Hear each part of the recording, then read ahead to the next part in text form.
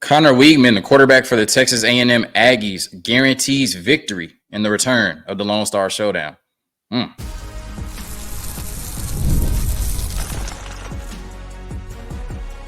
You are Locked On Longhorns, your daily podcast on the Texas Longhorns.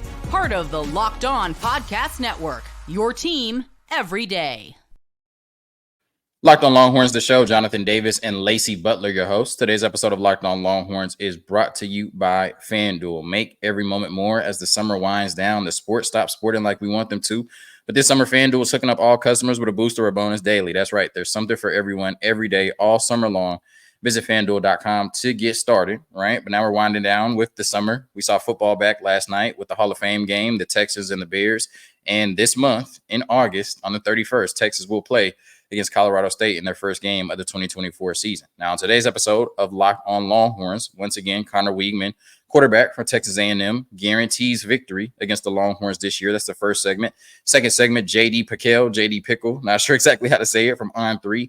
He picks Quinn Ewers for the Heisman this year. So I go through FanDuel's top Heisman odds candidates right now and kind of lay out the case for each one and why Quinn Ewers does have a really good chance to win the Heisman. And then yesterday, our men's basketball non-conference schedule came out, and it looks pretty favorable for Rodney Terry and company. All of that and more on today's episode of Locked On Longhorns, part of the Locked On Podcast Network, your team every day. Conner Weigman, right? Conner Weigman. When asked recently about playing Texas or beating Texas, right? I'm not sure exactly how the question was framed. His response was, that's a given. That's going to happen. That's not the full quote, but that's the end of it, right? That's a given. That's going to happen. Now, he didn't come out and say, yes, Texas, I guarantee, right? Texas A&M is going to beat Texas. But if you're saying that's a given, that's going to happen, that's at least a soft guarantee that Texas A&M is going to win the renewal of the Lone Star Showdown this year in Kyle Field, right? And I think it's cool. I don't think his comments are cool. I think he's dead wrong, right? You know what I mean? But I think it's cool that the rivalry is back, right? Because we've talked so much about how realignment has affected rivalries and it's affected the passion of the game, or will affect the passion of it. And it's just affecting college football, college sports as a whole, the travel, and so many historic matchups are going away, right? Because of greed and moving to bigger conferences and kind of the bigger schools being able to dictate the entire college football landscape, right? And you can say that pretty much the college football landscape we see now was started by Texas and Oklahoma's decision to leave the Big 12 and head to the SEC. I mean, how many dominoes have fallen since Texas and Oklahoma announced their departure, pending departure of the Big 12? When you look at it in terms of realignment, I think, the University of Texas may be the school that's benefited the most from it, right? When you leave the Big 12, I mean, all Texas fans were ready to leave the Big 12. We were so tired of that conference. And to me, the only school I'm going to miss playing from the Big 12 on a yearly basis is Texas Tech, right? I've always considered Texas Tech a rival. I know how I felt every time we played Texas Tech in anything. So, you know what I mean? Like I said, I'm going to miss playing Texas Tech every year. But I know the majority of the fan base does not agree with me, right? I know the majority of the fan base does not see Texas Tech as a rival and are glad if we never play Texas Tech again, right? Even if you feel like Texas Tech is a game you're going to miss, we would all gladly trade Texas Tech to get Texas A&M and Arkansas back on a yearly basis while continuing to play Oklahoma every year on a neutral site. So we can talk about realignment and how it's affected, college sports and college teams and all that. And for a lot of, programs, it has negatively affected them, right? The University of Texas, I would say the opposite, right? So it's really cool that we even get to see, Texas playing Texas A&M this year for the first time since 2011, I believe. And it's really cool that, quarterback for Texas A&M, Conner Weigman, gets to, pop his chest out a little bit about playing Texas later this year, even if he's super wrong, right? And obviously, a rivalry game like this, two biggest schools in the state, it's about pride, right? And it's going to be personal to everybody. It's going to be personal to the players. It's going to be personal to the fans, the alumni, the staff, the administration, right? Everybody on the Texas side desperately wants to be A&M. Everybody on the A&M side desperately wants to be Texas, right? If Texas loses, Texas fans are going to have a bunch of excuses. If Texas A&M loses, Texas A&M fans are going to have a bunch of excuses, right? It's about pride and bragging rights, right? And it's personal, right? You know what I mean? Like, this is why I said Texas gets to benefit from going to the SEC, because you now get your biggest rival back. Some people say Oklahoma, some people say Texas A&M, right? In state, that Texas A&M, who's the biggest school in the state, who's the best school in the state at any given time. You now get to determine that again on a yearly basis in the sport we care about the most. Let's be honest, football, right? But I think it's a little bit more personal to Conner Weigman. Why, you ask? Well, like almost all Texas A&M players, right? There's just no disrespect. This is just the honest truth, right? Johnny Manziel said the same thing. Like all Texas A&M players, or damn near all of them, he wanted to be a Longhorn. This is a direct quote from Conner Weigman after he received his Texas offer. "It's awesome," Weigman said about the offer. "Texas has been my dream school since I was 3 years old. So that was a really cool moment." So I would understand why a player that grew up idolizing Texas, grew up idolizing the flagship program in the state, grew up idolizing the burnt orange and white, who now has to play in College Station at Texas A&M, would make this game very personal. It would be very personal to him to beat the Texas Longhorns, right? That would be some sort of an intrinsic victory for him, right? I grew up idolizing Texas, and I got to take down one of the best Texas football teams we've seen in the last 20 years. At least it looks that way based on the roster. Problem is he's not going to get to be able to do that, right? And then this quote that he just went out there and erroneously said is going to live in infamy, right, for a long time. But when you look at it, Conner Weigman, I think, is a pretty good quarterback, right? Especially last year when you look at his stats before he got hurt, he was completing 69% of his passes on 119 attempts. He looked like one of the better quarterbacks in the country. Talking with Pro Football Focus, some people have him as a top 5 quarterback prospect in this upcoming class. So when Conner Weigman is on, he is a good quarterback. He's a very good player. He has 16 touchdowns to 2 interceptions in his career. Add 2 rushing touchdowns to that. So 18 touchdowns to 2 interceptions in his career. That'll work, right? An average passer rating of 144. Passer rating last year when he got hurt was 156. And like I said before, his injury, he was completing 69% of his passes on 119 attempts. That's a pretty good sample size, right? That shows you he was having a pretty good season before he got hurt against Auburn. So, you know, it's not crazy that a player of his caliber, leader of a team, will come out and say, yeah, we're going to beat Texas this year, right? I don't think that's crazy.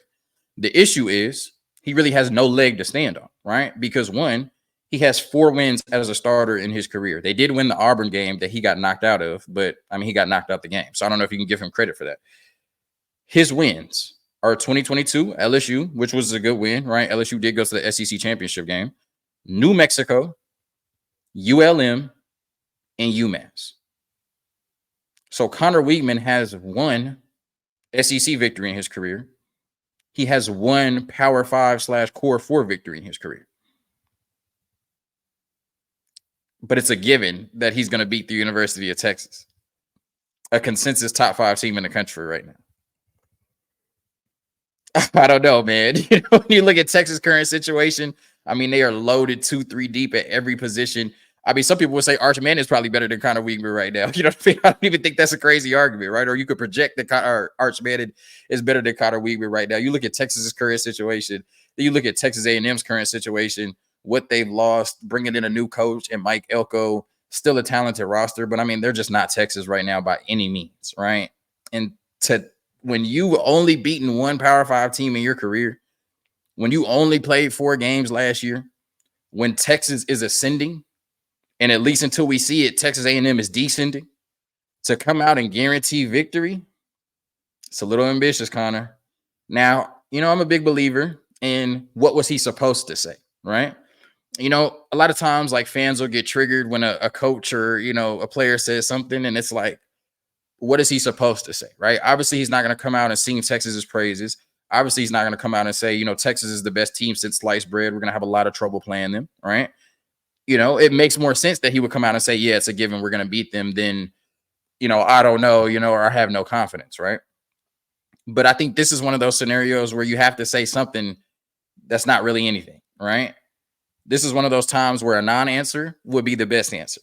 It's going to be a really fun matchup, and I'm looking forward to it, right? Because where Texas is right now, and where Texas A&M is right now, and what Conner Weigman has what Conner Weigman has accomplished in his career up until this point, he has absolutely no leg to stand on to come out and say that it's a given that he's going to beat the University of Texas. But I get it. It's a rivalry, one of the biggest rivalries in college football, and it's personal because Texas was his dream school. But now, because you jumped out there, poked your chest out and said Texas A&M is going to win, when Texas goes in there and beats A&M, that's a given quote from Conner Weigman. will live in infamy or history, however you want to look at it, whatever side you're on, for a long time in this rivalry, right? This is the social media era. When Texas beats Texas A&M this year, all you're going to see on social media from Texas fans is this quote from Conner Weigman. Iron sharpens iron, pressure either, builds pipe or bursts diamonds. Maybe this gets his team to play harder, right? Maybe this motivates everybody in the building and they come out and play with their, like their heads are chopped off, I don't know. But like I said, where A&M is right now, where Texas is right now, what you've accomplished in your career, Conner, or lack thereof, even though you are a really good quarterback, your comments are very, very ambitious. And I have a feeling in November you're going to regret saying what you just said. Quick word from our sponsors, and then we get into the top Heisman candidates and who has the best case going into the season. Today's episode of Locked On Longhorns brought to you by FanDuel. I love sports. I love them so much. I never want them to stop. But as the playoffs wind down, we get fewer games, and the sports aren't sporting like we want them to, even though football season is right around the corner. FanDuel lets me keep the sports going whenever I want. All I have to do is open the app and dream up bets anytime I'm in the mood. And this summer, FanDuel is hooking up all customers with a boost or a bonus daily. That's right. There's something for everyone every day, all summer long. So head over to FanDuel.com and start making the most out of your summer with FanDuel, the official sports betting partner of Major League Baseball. All right, so JD Pickell, JD Pickle. Pickle sounds cooler. It's probably Pickell, though, right? He announced his playoff teams and his Heisman winner, right? As far as his playoff teams, let me look and see who he had in the playoffs. It was actually, pretty interesting. So he had Georgia winning the SEC, number 1 seed. He had Oregon winning the Big Ten, 2 seed. He had Miami winning the ACC, 3 seed. And then he had Utah winning the Big 12, right? So there'd be the 4 seed. And then he has Ole Miss being the 5 seed playing against, it looks like Appalachian State as the 12 seed. He has Ohio State as the 6 seed playing against Tennessee as the 11 seed. He has Texas as the 8 seed playing against Notre Dame, the 9 seed, which would be really cool to have a playoff game in DKR in the first year. And then Florida State as the 7 seed playing Alabama, the 10 seed. So, I think that would be a really cool playoff, right? And I think that, Oregon winning the Big 10, a lot of people have Miami winning the ACC, Utah winning the Big 12. They're probably the best team, best roster. But, a lot of people have Colorado fever because of Deion and Shadur Sanders and Travis Hunter. But, this is this is a nice play. Sorry, y'all. If you're watching on YouTube, I had to pause that. Like, the sun just came out and started beating on my face like crazy. Like, I couldn't even see, all right? It was very distracted. But anyway, like I said, those are some, very intriguing playoff matchups, some intriguing playoff teams. And, I don't see anything, crazy about that. But then he picked Quinn Ewers to win the Heisman, right? And, we know Quinn Ewers is one of the top Heisman favorites this year. So that makes a lot of sense, right? That Quinn Ewers, people would look at this offense, who he's going to be throwing to, who's pulling the strings, and Steve Sarkisian, and some odds that Quinn Ewers has a really good chance to win the Heisman. Now, I looked at FanDuel's odds this morning, right? This is as of FanDuel this morning, the current Heisman odds. I hadn't looked at it in a while, so I was pretty surprised. Dillon Gabriel is the favorite right now by himself at plus 700. Carson Beck is behind him at plus 750. Quinn Ewers has moved down to third and plus 1,000. Will Howard is fourth, plus 1,400. Nico Yamaleva, plus 1,400. And then Jalen Milroe, plus 1,400. So your top 2 candidates are neck and neck in Dillon Gabriel, Carson Beck. Quinn Ewers has the third best odds. And then essentially there's a bunch of quarterbacks that are grouped together. Once again, Will Howard, Nico Yamaleva, and Jalen Milroe. I was surprised because really all offseason it's been Carson Beck and Quinn Ewers as the top 2 Heisman favorites, right? So to see Dillon Gabriel vault all the way up to number 1 and be the clear favorite, at least on FanDuel, I'm not sure what it is on other sites, is very telling. Right? Like, I won't say it's very telling, but that's very interesting, right? But a lot of people do have, just like JD Pickell, Oregon winning the Big Ten, right? A lot of people think with their roster, Oregon can, beat Ohio State this year. Michigan may take a step back with everything they've lost, and Oregon could be the team to beat in the Big 12. We also saw the year Bo Nix put up last year, I believe, breaking the single season completion record, right? Even though all his passes were behind the line of scrimmage. But Dillon Gabriel is perfect for that offense, right? We saw the way he ran that type of offense at Oklahoma. And I think he's going to be able to do the same thing at the University of Oregon. He's also going to be throwing to Tez Johnson Evan Stewart, and Trayshawn Holden, right? That's a hell of a receiving core, and Oregon is just stacked all across the board. So Dylan Gabriel has a very compelling Heisman case, I think, going into the season, right? Because if Oregon is the best team in the Big Ten, let's say they, go undefeated or only lose one game and win the Big Ten, and Dylan Gabriel has a Bo Nix type of year, right? Especially when he can throw the ball. I just think Dylan Gabriel is better than Bo Nix, I could be wrong, but I think he could have a really, really good season that could put him in the mix for the Heisman. Remember last year when they were 6-0, he was a top 5 Heisman candidate, maybe even top 3 after they beat Texas, right? He was like a top 3 Heisman candidate. So like I said, if Oregon can go, one loss this year, win the Big Ten, Dylan Gabriel puts up crazy stats, I could certainly see why he would be the favorite right now. Then you look at Carson Beck, right? What would be his argument? Really, the only argument I see is starting quarterback for the number 1 team in the country, right? They just lost Ra Thomas, kicked him off the team. Not sure really what, Georgia's receiving core looks like outside of Dominic Levitt. But I think that's a team that's going to, play defense and run the ball. Also, obviously Carson Beck is going to get his opportunity to shine, but he lost Ladd McConkey and Brock Bowers, right? So to assume that, and Ra Thomas now. So to assume that their passing game will be better next year than it was last year, that's a little bit ambitious to me, right?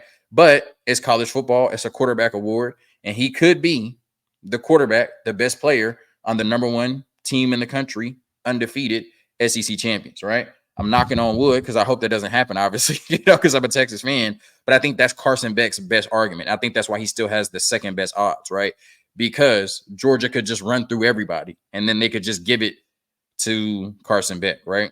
Quinn Ewers, to me, in terms of these Heisman candidates, is the biggest household name, right? If you asked, well, I wouldn't say if you asked, because most college football fans should know all of these names, right?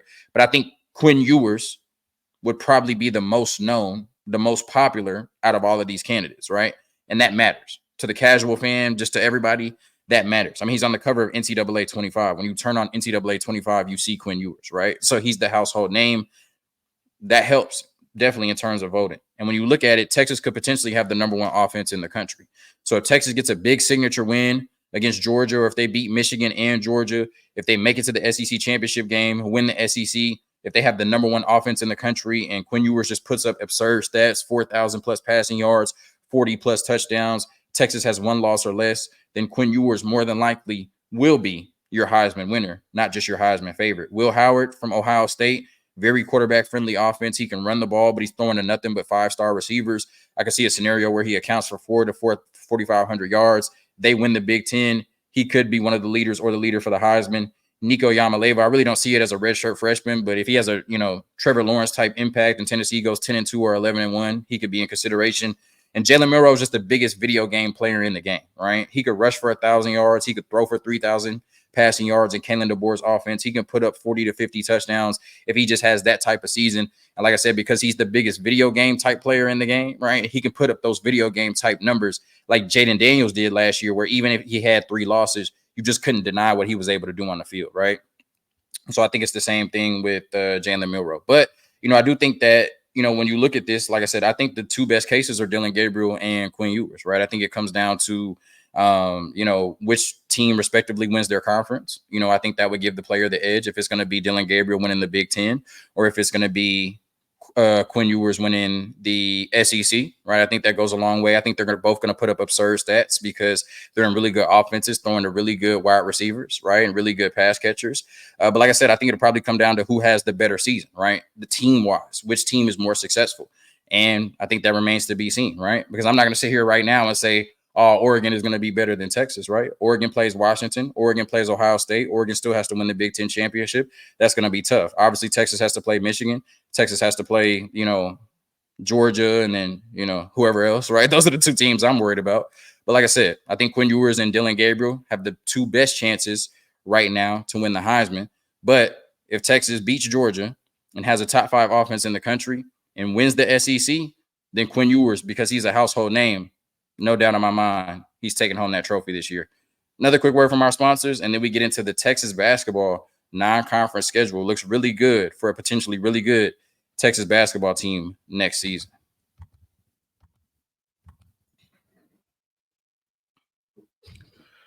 Today's episode of Locked On Longhorns also brought to you by eBay Motors. Passion, drive, and patience, the formula for winning championships, is also what keeps your ride or die alive. eBay Motors has everything you need to maintain your vehicle and level it up to peak performance. Superchargers, roof racks, exhaust kits, LED headlights, and more. Whether you're into speed, power, or style, eBay Motors has you covered. With over 122 million parts for your number one ride or die, you always find exactly what you're looking for. And with eBay Guaranteed Fit, your part is guaranteed to fit your ride every time or your money back. Because with eBay Motors, you're burning rubber, not cash. With all the parts you need at the prices you want, it's easy to make your car the MVP and bring home huge wins. Keep your ride or die alive at ebaymotors.com. Eligible items only. Exclusions apply. eBay Guaranteed Fit only available to U.S. customers. All right. Very excited about this Texas basketball team. I mean, I'm excited, every year, right? Really cool for the basketball fans, Texas basketball fans. If you were watching, the sun's still in my face. I apologize, y'all. But if you were watching hold on. If you were watching the South Sudan versus USA game the other day in the Olympics, you saw Kevin Durant and Royal Ivy, right?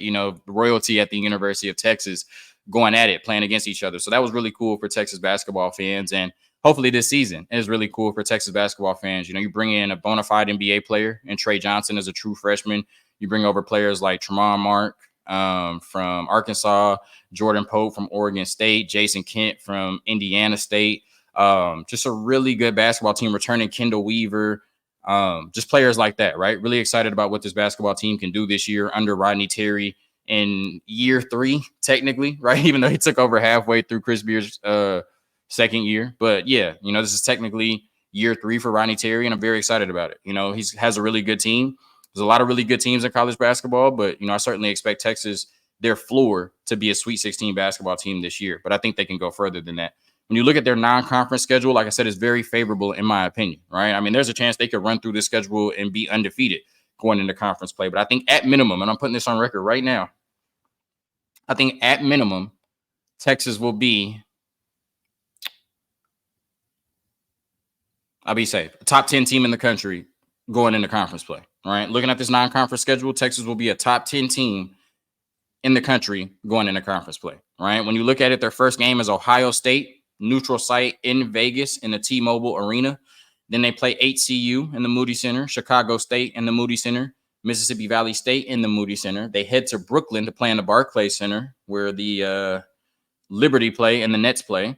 In the Legends Classic, with the possibility of playing Texas Tech, Syracuse, and St. Joseph's. I would expect them to beat all of those teams, or they should beat all of those teams, whoever they would match up against. Delaware State, they would play NC State, who just made the Final Four. They would play them in Raleigh, North Carolina, but NC State, that was somewhat of a miracle run. I would expect Texas to be better than NC State at this point, even though NC State went further last season.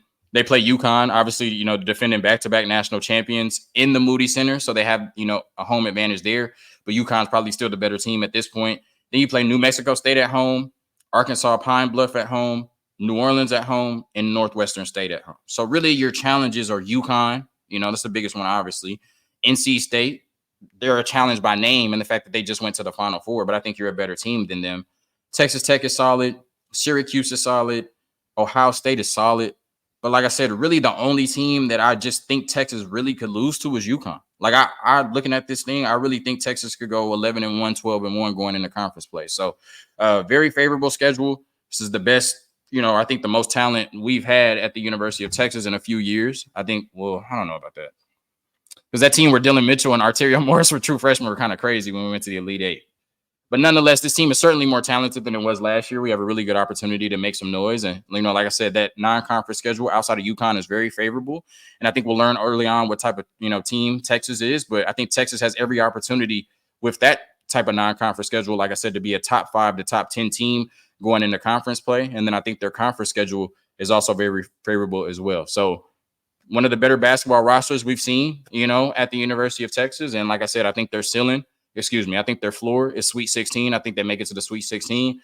But this is the type of roster that could compete for championships this year. Very excited about this team. Thank you for tuning in to another episode of Locked On Longhorns, part of the Locked On Podcast Network, your team every day, continuing to cover fall camp all the way up until the season until we play against Colorado State. Hug 'em. Peace.